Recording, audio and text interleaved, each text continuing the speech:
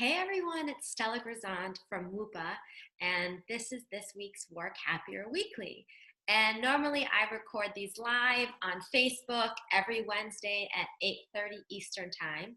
But today is February 13th, and my husband and I are going to go on our Valentine's date tonight to beat the crowd tomorrow.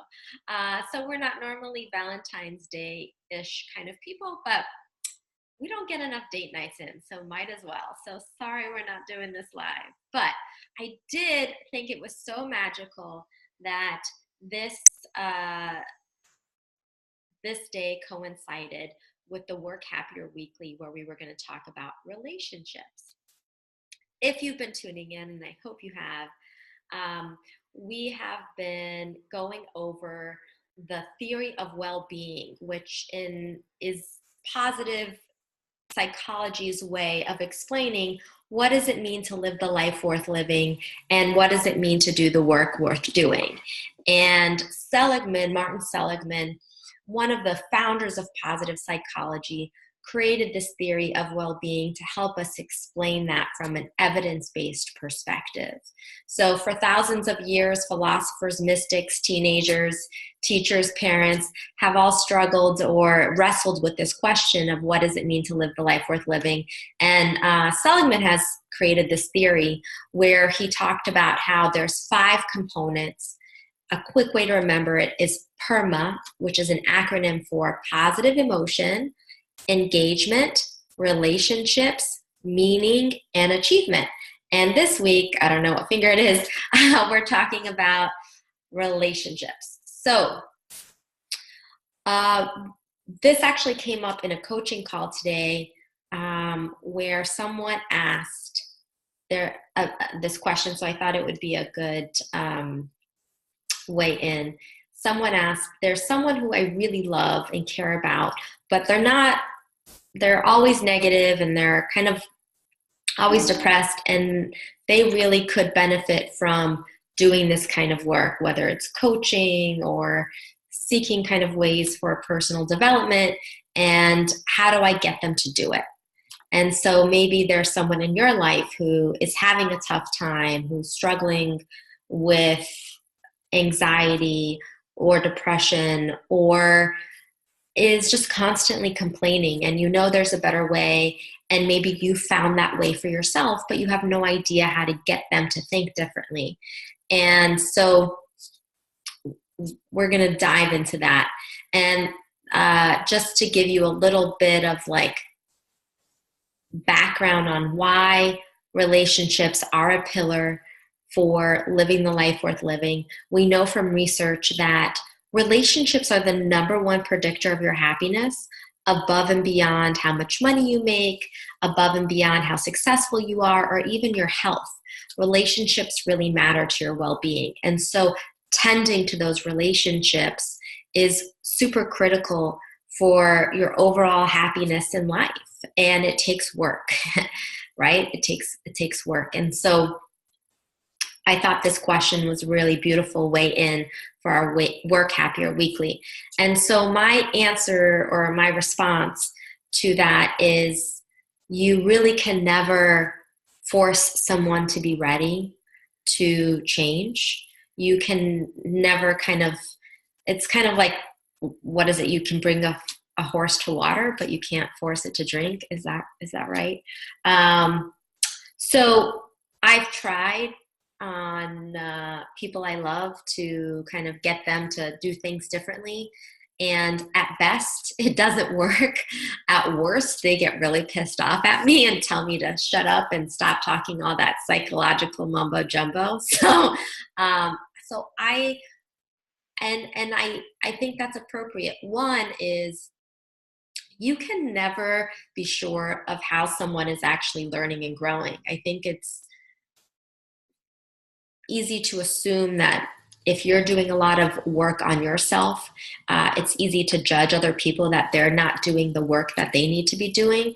But you never know what is the appropriate path. There's infinite ways to grow and develop as a human being. And so it's never anyone's place to judge another one's journey. So I would say that they could be doing really amazing work. It's just not the way you do your work, and to not judge it. If they're really struggling and suffering, I think it's always fair to offer and say, would it be helpful for me to provide some resources or ideas? But if they decline or they're not into it, then just let that be. And when they're ready, they will find the way in that's most helpful for them. But another thing is to just, the most valuable thing you can do for those you care about, or for anyone who's struggling or suffering, I think, is just to be present. Not to try to solve their problems, not to necessarily coach them through it because maybe they don't want that, but just to really be with them and see them and see their pain, see their suffering, and just to be a quiet body in the room, maybe holding their hand. Sometimes that's the most valuable thing that we can do for one another.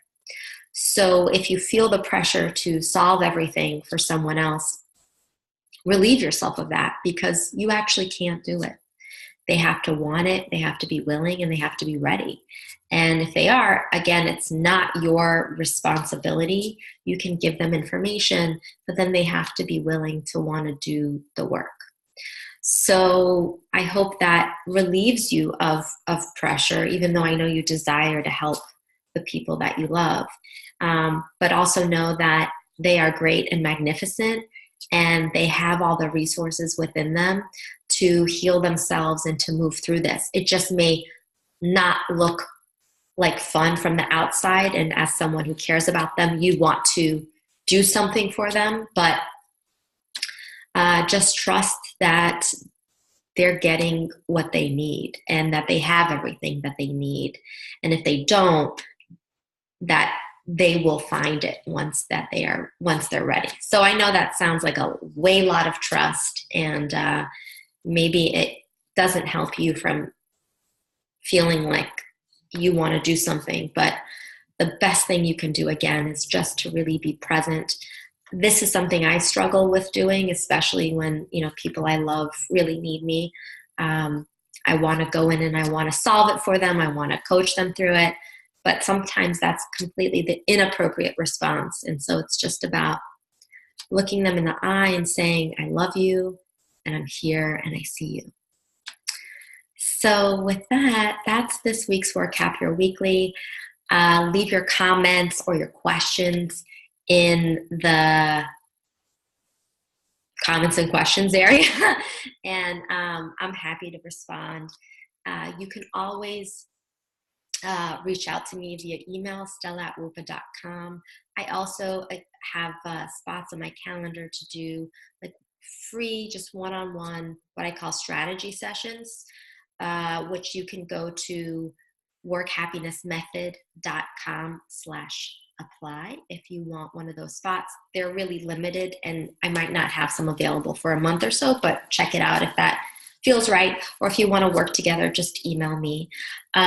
Just so you know what's coming up, I just finished doing a podcast, a webinar 10 minutes ago with Biz Library, and there were 1,600 folks who signed up, and it was really awesome. It was about how to master difficult conversations. So if you're interested in getting that link and just getting a recording, I'll be sending that out in my newsletter. So if you'd like to sign up for my newsletter and get more tips and other free trainings that I do, go to whoopa.com, WOOPA as in apple, A as in apple, H as in Henry.com, and scroll to the bottom and sign up for my newsletter.